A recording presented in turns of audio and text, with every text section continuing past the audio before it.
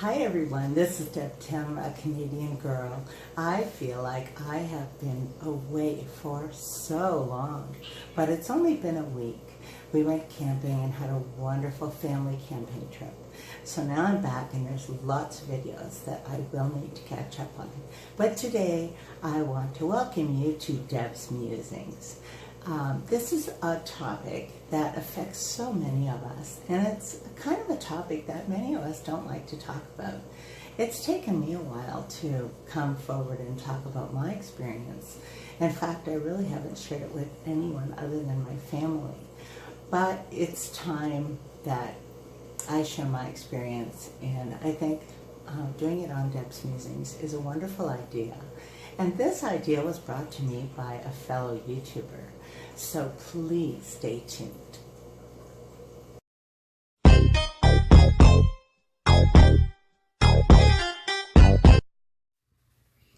This is a requested vlog topic by Protim Aquatics. I will leave a link to his channel in the description section below. I encourage you to stop by, check out his videos, and share some love. Dealing with depression, anger, and anxiety is something that affects many of us, yet it's still a feared subject. I will be sharing this vlog in a 3-part series. I seldom share this with anyone other than my family. I myself suffer from depression and anxiety with a social phobia. My anxiety attacks and phobia keep me from working. I've been on permanent disability for over 6 years now. Just admitting that much was hard. It's not that I'm afraid to share what I've gone through or even that I have this disorder. It's more I fear the judgment, the skeptical looks, and the complete misunderstanding of what this disease can do to a person.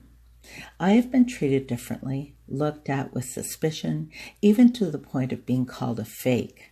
For reasons like that, many of us suffer in silence rather than opening up and being vulnerable to receiving more pain from ignorant people. When dealing with any kind of mental illness, there are no outward signs. We don't wear band-aids. There are no stitches or casts to verify its existence. Although this illness is widespread and getting some recognition, it still has a stigma attached to it. As science has shown in many studies, our human brain is so intricately created, we may never fully understand the depths of abilities we carry around on our shoulders. We tend to fear the unknown. It is encouraging to see popular TV personalities speaking out on mental health, giving us validity so we don't have to suffer alone anymore. Experiencing symptoms of depression are a signal that your emotional areas in your life are out of balance. Stressors that can contribute to depression are often events in our lives that we have no control over. The loss of a job, death of a loved one, other tragic or emotional events in our lives that we have not taken time to deal with can all be factors. Events that can challenge our identity or self-esteem can also be contributors. The feelings of being trapped, not being able to see your way out of something or find a solution to make changes in our lives may also bring on symptoms of depression. There are many things that can bring this illness on, not often recognized immediately. This is where a mental health professional can help. I was married young and had 4 sons by the time I was 25. We were renting a farm looking after the beef cattle for the owner in exchange for having our horses there and very low rent. It was a perfect setting for raising our sons. I was home full time and looked after the boys, baked all our own breads, buns, and stuff like that. I had 40 hens and sold eggs. I just loved the country life. For 17 years, we were married. I thought we were happy. Not to drag this out too much, we moved into town. I didn't want to leave the farm, but the boys had never lived where they could see their friends every day, so they were ecstatic. I was outnumbered, so we moved. We were only in town a couple of weeks when one evening my ex came to me and said he was going.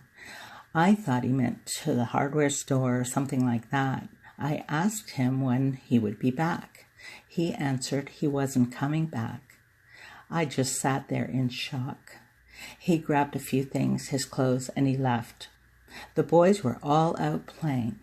I was alone as the tears came.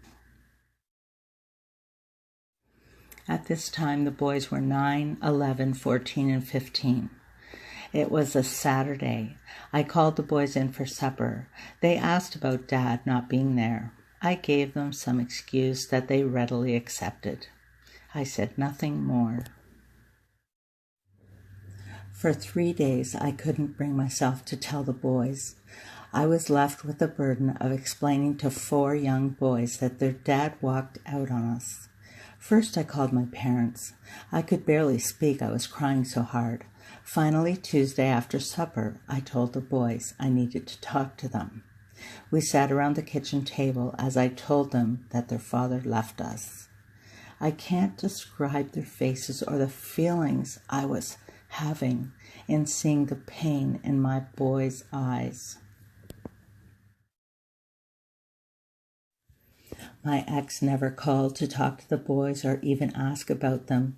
I tried to get support, but my ex quit his job, so he didn't have to pay me anything. It was like the boys never had a father. My ex didn't call the boys for over 3 years, not one phone call.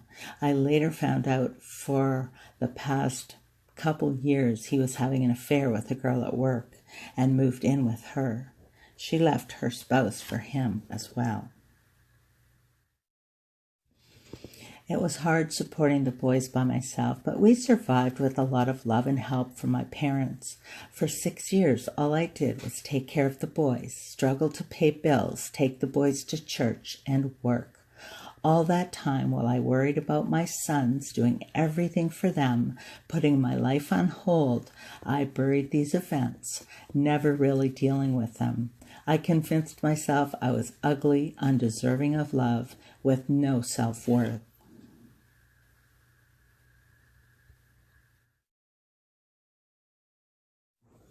Depression is often brought on by traumatic events in your life that you have not taken the time to deal with, understand, accept, and put away where they belong in the past. Often we are burdened with too many traumas and don't deal with them, covering them up, pushing them aside, and carrying on as if they don't exist. Then along comes a new event, more trauma, but we're too busy. We don't have time to deal with it properly, and so again, it gets buried. Over time, we are similar to a balloon being filled with water. It has a breaking point. We do too. Holding on to these events, you don't realize what they're doing to you inside. After a while, they begin to show themselves in ways we don't understand. Feelings of despair, self-doubt, anger, low self-esteem. My balloon burst. I broke down. I was overcome with such a deep, dark depression and had no idea how to deal with it. I didn't understand where this was coming from. I was newly married to a wonderful guy. I was so happy. Everything in my life had fallen in place. My boys were grown and on their own. Life was so good, yet I was so sad and so depressed. Having my new hubby by my side gave me strength. He didn't try to fix me or ask me questions or jump to conclusions. He was my rock and allowed me to go through this in the time I needed, always being there whenever I needed to lean on him. I was in therapy for 3 years with a wonderful doctor. I began to understand why I was feeling this way and how I got to this point. One thing my doc told me that has always stayed with me. He said, when you can talk about these events without a tear, you will know you are healed. It's true, I am healed of those events, but I still suffer from depression and anxiety. I have learned how harmful it is to keep your emotions bottled up. I have become a different person and actually like myself again. So until next time, this is Deb'S signing out. Thanks so much for watching. I wish you a wonderful rest of the week. I encourage you to share your thoughts with me.